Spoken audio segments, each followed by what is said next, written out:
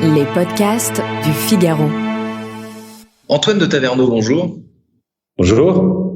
Alors l'événement le plus dingue, le plus waouh auquel vous ayez assisté, c'était quoi? C'était quand? Ça remonte à l'enfance, ça remonte à il y a un mois. Racontez-moi un moment un petit peu délirant, voilà. Alors j'aurais répondu à un événement sportif en temps normal, parce que c'est souvent dans ces grands événements sportifs que les émotions passent le plus. Mais je suis allé il y a moins d'un mois à l'Expo universelle à Dubaï. Et j'avoue que pour moi, ça a été un moment assez unique, puisque voir plus de 180 pays mettre en œuvre en fait le contenu pour présenter leur culture, leur savoir-faire, qui ils sont, ça a été vraiment fantastique à découvrir.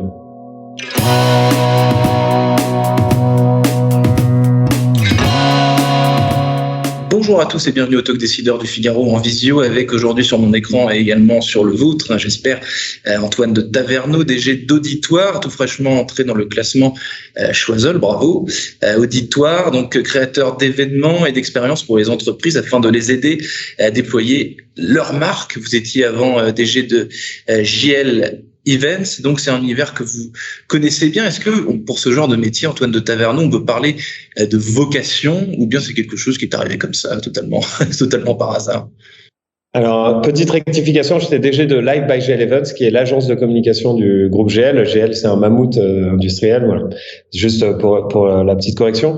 Non, c'est pas du tout une vocation. Moi, j'ai eu un parcours assez, on va dire, zigzag, on les appelle ces parcours, c'est-à-dire tantôt entrepreneur, tantôt intrapreneur, tantôt dans des grands groupes, dans des domaines divers et variés. J'ai été du domaine digital en passant par le domaine de la pub jusqu'au domaine événementiel.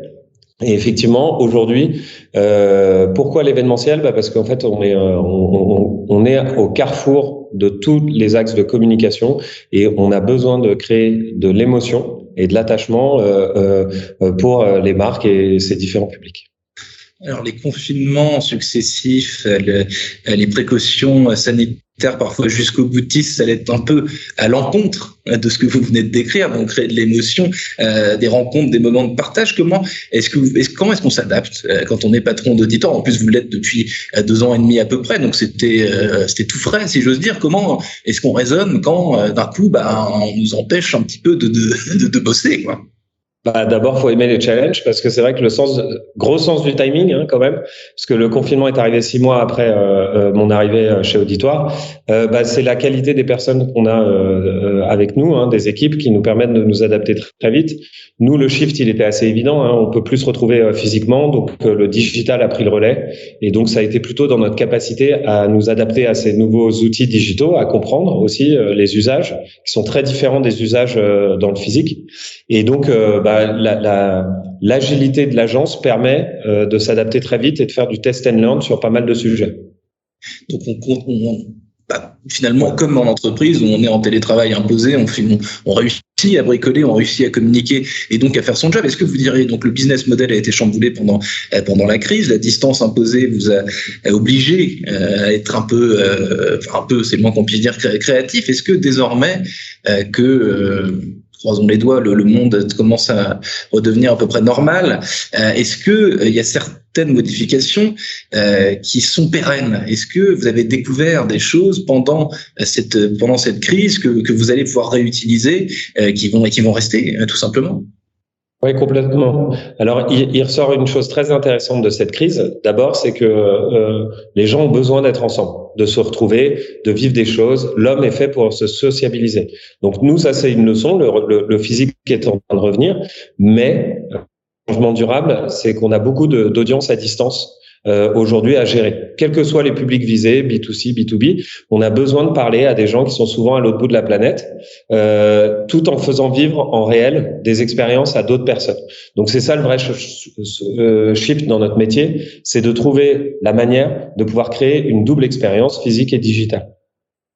Là, donc le contexte dans lequel on se parle, c'est-à-dire en interview enregistrée en visio, est un exemple de ces nouvelles habitudes. Est-ce que vous croyez, vous, Antoine de Taverneau, à la théorie selon laquelle la distance, ce qu'on est en train de faire, en somme, va pouvoir à long terme remplacer la présence réel et finalement quelque chose d'assez irremplaçable. Il y a certaines boîtes technologiques qui disent qu'elles sont en mesure de trouver des combines entre guillemets pour recréer de l'émotion, recréer du spontané derrière des écrans. Qu'est-ce que vous pensez de ça? Alors pour moi, la réponse est non, pour plusieurs raisons. Mais c'est des outils qui sont des formidables outils quand ils sont vraiment utilisés à bon escient d'abord et pas tout le temps. On le voit bien, si on a 12 réunions Teams dans la journée, on enchaîne les réunions et on perd ce côté informel qui est créateur de richesse. Et en fait, nous, ça c'est vraiment une leçon, c'est quand on voit les gens de manière informelle qu'on crée le plus de richesse. Ça, c'est vraiment une grande leçon. Ensuite, la deuxième chose, c'est qu'effectivement, avec le télétravail, les sièges sociaux qui diminuent en superficie, on a de plus en plus il y a une emphase sur le digital qui devient très fort. Je pense que depuis le début de la pandémie, si on regarde le pourcentage de temps qui a augmenté sur tous nos écrans, que ce soit téléphone, ordinateur, iPad, il doit être en augmentation de 20 à 30%. Donc, c'est des nouvelles portes d'entrée pour aller travailler une nouvelle forme de socialisation. Mais elle ne remplacera en aucun cas, comme certains films de science-fiction, le réel. L'homme a besoin d'être social. Rassurant, Antoine de Taverneau. Si on parle concrètement, vous parlez d'avantages qu'on sait utiliser à bon escient dans votre métier, dans l'événementiel, dans la création d'émotions, vous venez de le dire. Comment est-ce que dans quel format d'ailleurs, de façon concrète, vous proposez à vos clients des formats digitaux à distance qui vont être plus efficaces qu'un format en présence, par exemple? Comment est-ce que le digital et la distance peut réellement faire la différence dans certains cas? J'ai en mémoire un projet qui a gagné de nombreux prix qu'on a fait l'année dernière pour Pernod Ricard, par exemple.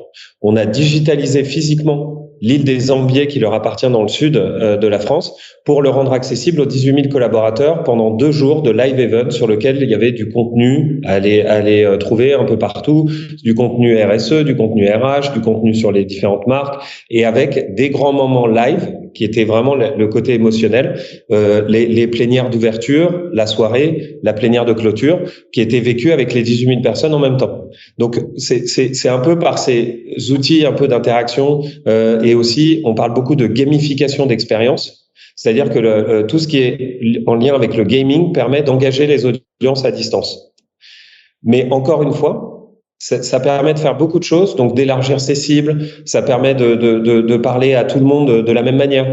Mais ça marche sur des temps courts, c'est-à-dire que les codes du digital sont très différents des codes physiques.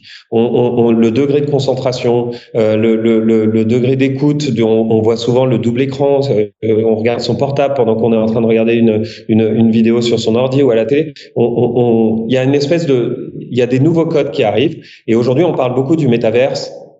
Et le métaverse, c'est quelque chose qui est encore un idéal qu'on essaye de nous vendre, mais qui n'existe pas vraiment. Il y a énormément de mondes digitaux, de nouvelles dimensions qu'on va venir aller explorer, mais on est encore au balbutiement de tout ça.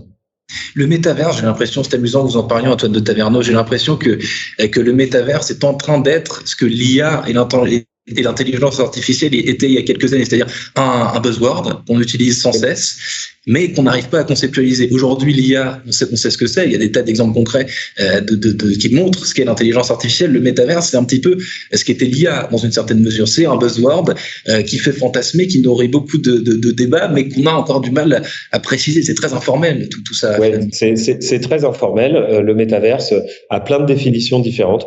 Aujourd'hui, moi, si je devais le résumer, c'est des nouvelles dimensions dans lesquelles on va vivre une vie un peu parallèle. Voilà, à quelques degrés que ce soit. Et la porte d'entrée technologique, on arrive à un degré de maturité, c'est-à-dire que l'Internet et l'essor de l'Internet a explosé avec l'arrivée de l'iPhone. Aujourd'hui, on est dans un degré technologique mûr pour amorcer ce virage. Mais tout le monde n'a pas un casque VR chez soi. Donc la porte d'entrée la plus évidente, c'est le téléphone. Et c'est avec ce téléphone qu'on commence à pouvoir faire des choses, donc se balader dans des mondes virtuels. Des marques commencent à investir dans ces espaces. Et nous aussi, évidemment, dans nos stratégies de communication, on ajoute cette nouvelle dimension à cette exploration.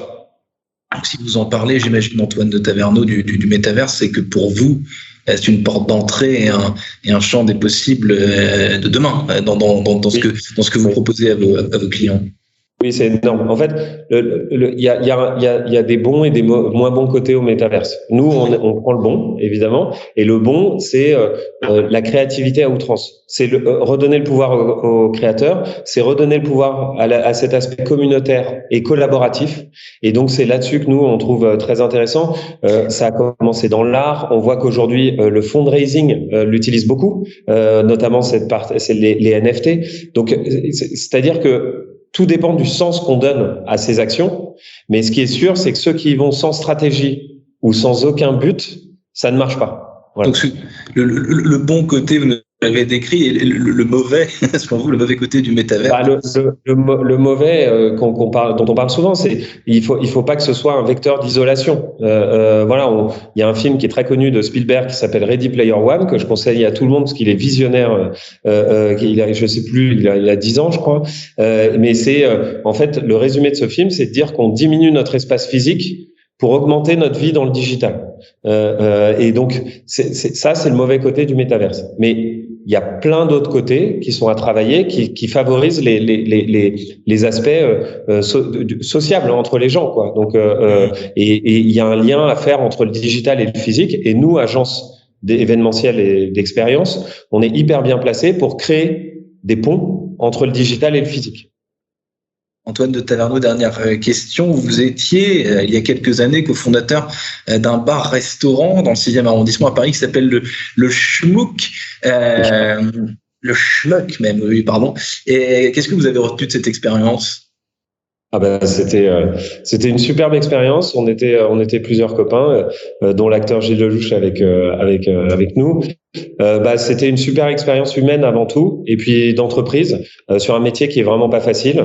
Mais voilà, ce qui est ressorti de ça, c'est l'aspect très convivial, bon vivant, et on a eu ce restaurant effectivement pendant 3 ans. Antoine de Taverneau, DG d'Auditoire, et donc tout fraîchement entré dans le classement Choiseul. Merci infiniment d'avoir répondu à mes questions pour le Talk Dessineur du Figaro. Je vous souhaite une excellente fin de journée. Merci beaucoup. Bonne journée.